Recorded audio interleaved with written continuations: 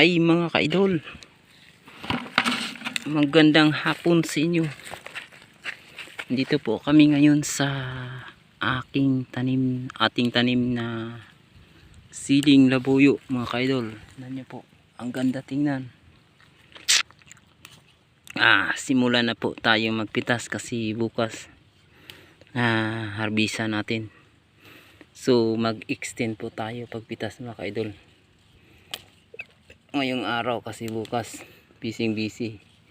Meron ba tayong ampalaya at saka ibang mga produkto mga kaidol. So ngayon mag-extend tayo sa pitas tulad nito mga kaidol. Extend na po kami ng pinitas ko simula lang ngayon mga kaidol. Tingnan nyo po ha. Ganito magpitas ng siling labuyo mga kaidol. Yun o ito. Yun. Yan po. Dala na yung pungangon niya mga kaidol. Ito yan. Yan ganyan mga kaidol magpitas. Di ka na kailangan nga magupit pa ng dunting mga kaidol.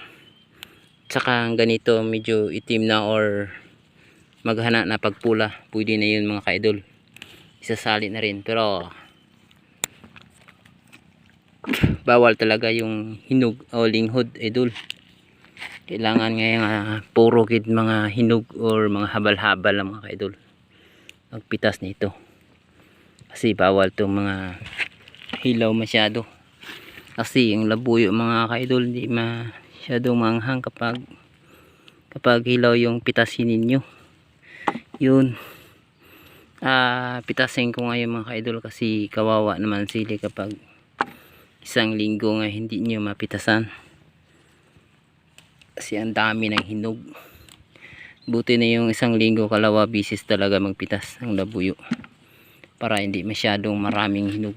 At saka kung hinog na hinog talaga mga kaidol, madali lang yun malanta sa pagmarket natin. At kailangan talaga matagal sa market. Ito mga kaidol, sili namin nga pinitas ngayon ang babuyo. Yun mga kaidol, ganito pwede na to. Medyo itim na siya, hana na siya maghinog mga kaidol. Ito mga kaidol ang pagpitas ha. At kailangan nyo talaga magtanim ng mga ganitong mga sili. Alam nyo nga magpitas kayo. Ito ganito mga idol. Tingnan nyo pa, medyo itim na siya, hana sa paghinog mga kaidol. Pwede na yan kasi bukas, kung bukas pa natin to pitasin, dami nito, mga almost 20 kilos to. Ako lang isa nagpitas, di medyo matagal kasi pitas pa kami ng iba namin ang iba namin